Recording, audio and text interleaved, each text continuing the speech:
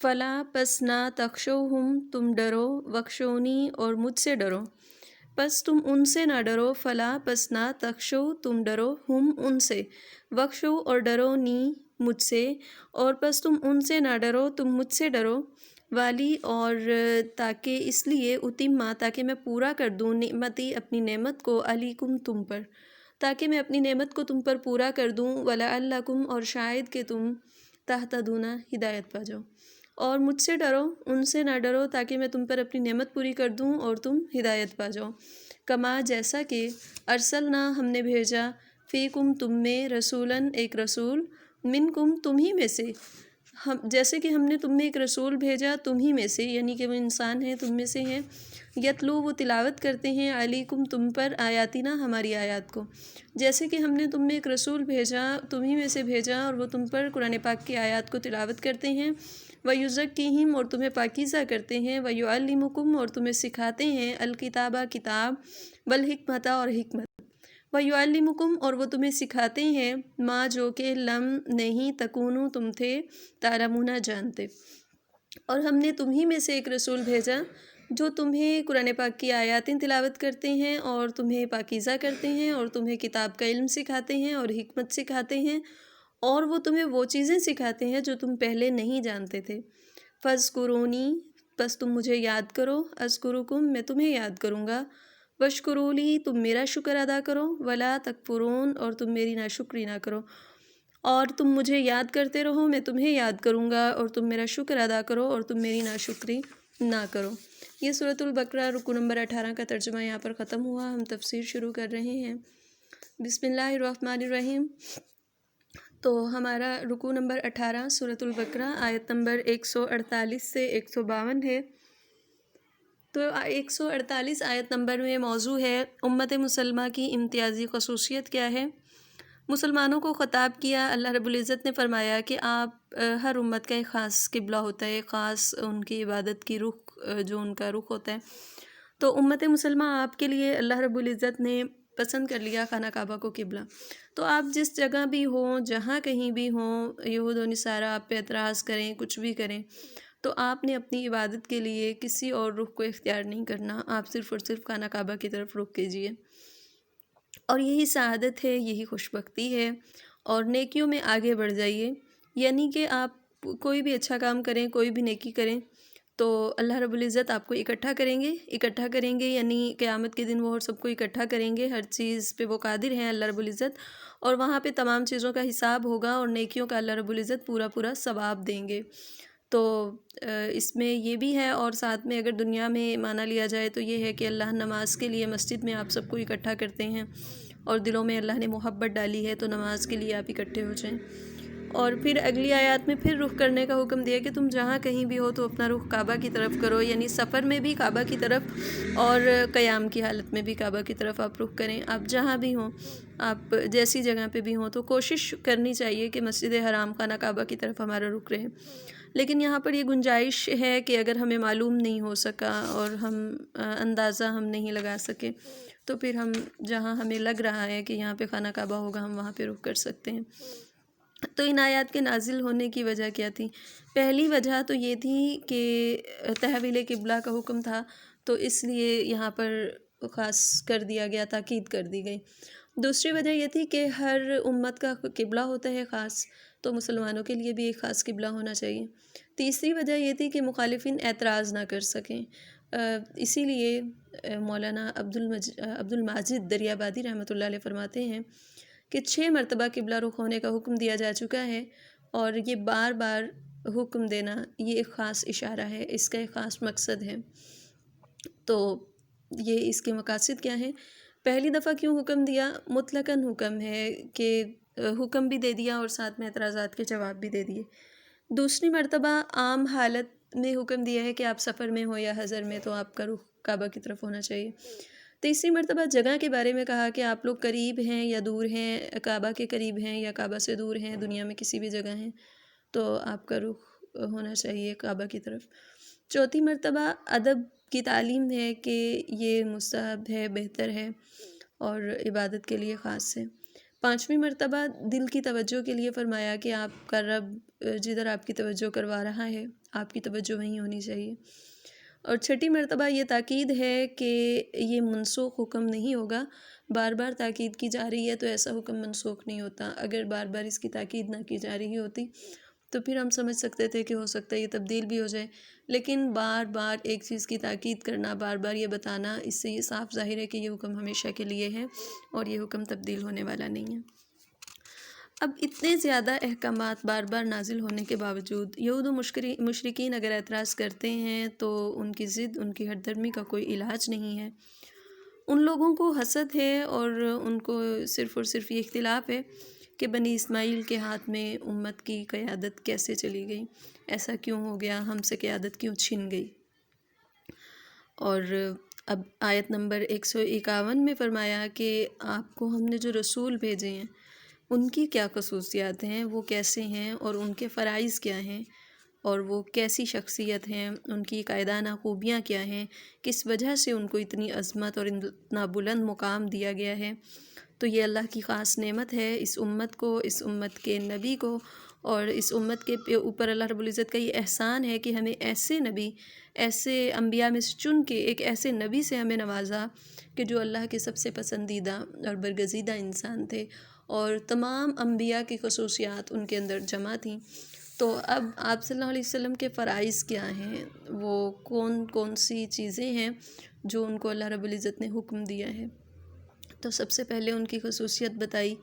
کہ وہ تلاوت کرتے ہیں، یعنی اللہ جو ان کو احکامات بھیجتے ہیں وہ ان کی تلاوت کر کے، ان کو پڑھ کے دوسروں تک پہنچاتے ہیں، صرف اور صرف اپنے تک نہیں رکھتے۔ یہاں پر حکم بھی ہے کہ آپ کے سامنے جو چیزیں آئی ہیں آپ اپنی امت کو بھی وہ بتا دیجئے تاکہ امت بھی ان سے فائدہ اٹھا لے۔ اور دوسرے نمبر پہ تزکیہ، آپ کی کوشش ہے کہ جو قوم گناہ اور برائیوں سے آلودہ ہو چکی ہے تو اس کو پاک کر دیں، برائیوں کے داغ ہمارے جسموں سے مٹا دیں، ایک مثالی حیثیت ہماری بنا دیں، ہماری روحانی بیماریوں کا علاج کر دیں۔ اللہ کے نبی صلی اللہ علیہ وسلم خاتم المرسلین ہمارے مسیحا ہیں اور ان کا روحانی بیماریاں ہماری ختم کرنے وہ آئے ہیں۔ ہمارا حسد، بغض، کینہ، عداوت، تمام قسم کی گندگیوں سے پاک کرنا ان کا مقصد ہے۔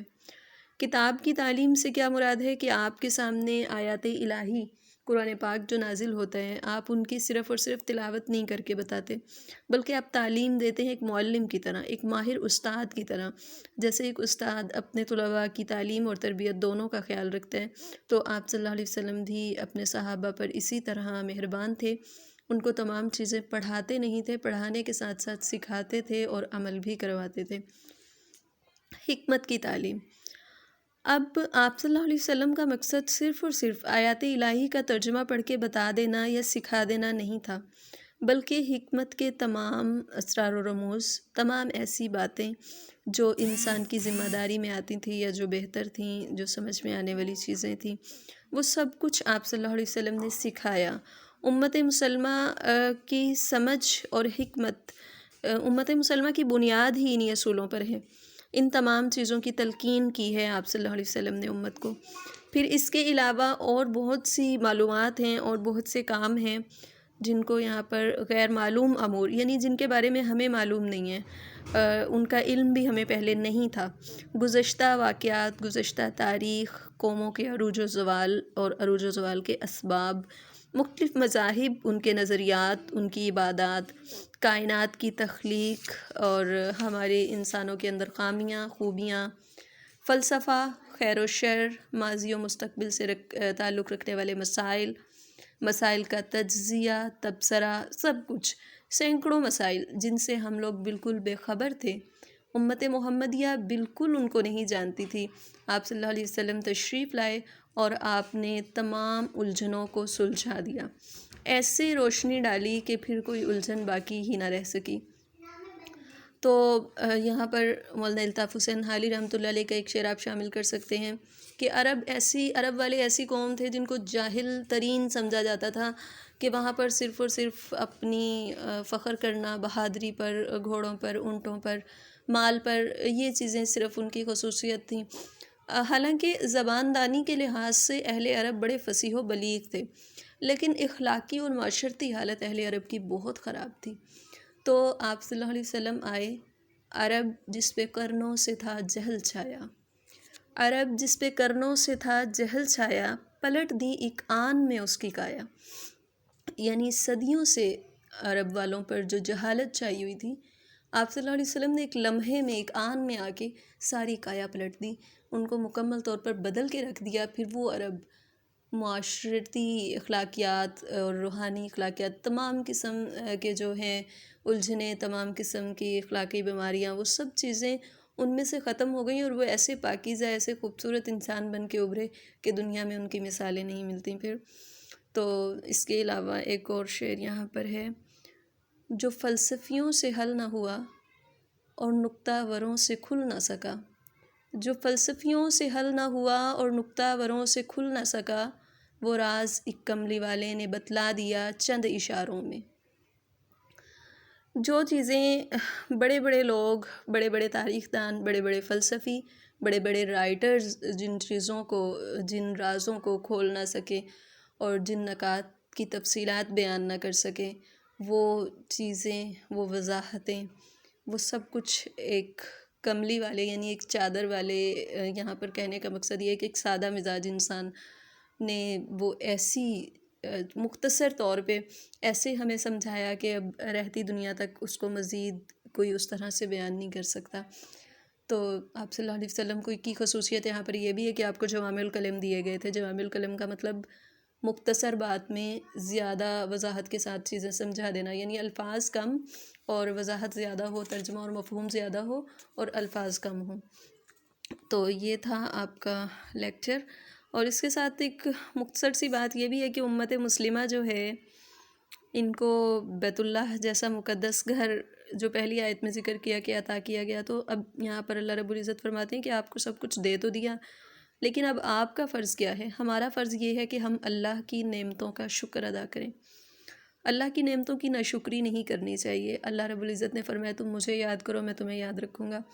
یہ تو دنیاوی معاملات میں ہوتا ہے کہ اگر ہم کسی کا خیال رکھیں، کسی کو یاد کرتے رہیں تو وہ شخص ہمارا خیال رکھتا ہے، لیکن اللہ رب العزت بہت بڑی ذات ہے، اللہ تعالیٰ معاف بھی بہت جلد کر دینے والی ذات ہیں، اور لیکن پھر بھی کچھ تھوڑی سی شرائط اللہ نے ہمارے ساتھ ہمیں باندھا ہے، ان شرائط کے ساتھ کہ ہم اللہ کا ذکر کرتے رہیں، اللہ تعالیٰ کو یاد کرتے رہیں، تو اللہ رب العزت ہمیں اس کا بہت بڑا بدلہ عطا فرمائیں گے، ہماری سوچ سے بھی زیادہ۔ تو ہمیں دل میں، زبان میں، ہر طرح سے ہمیں اللہ رب العزت کا خیال ہر وقت رہنا چاہیے۔ جن چیزوں کا حکم دیا ہے ان پر عمل کریں، جن چیزوں سے منع کیا ہے ان سے رک جائیں، اور سب سے بڑی بات کہ اللہ کا شکر ادا کرتے رہیں ہر حالت میں، نعمتوں کا بھی شکر ادا کریں، دین کا بھی شکر ادا کریں۔ اللہ رب العزت نے جو کچھ بھی دیا ہے، اللہ نے اپنے پسندیدہ نبی ہمیں دیے ہیں، اپنا خوبصورت معجزہ قرآن پاک ہمیں دیا ہے، اللہ نے ہمیں دنیاوی نعمتیں دی ہیں، جسمانی نعمتیں دی ہیں، کچھ بھی دیا ہے، اس سب چیز پہ ہم ایک ایک ذرے پہ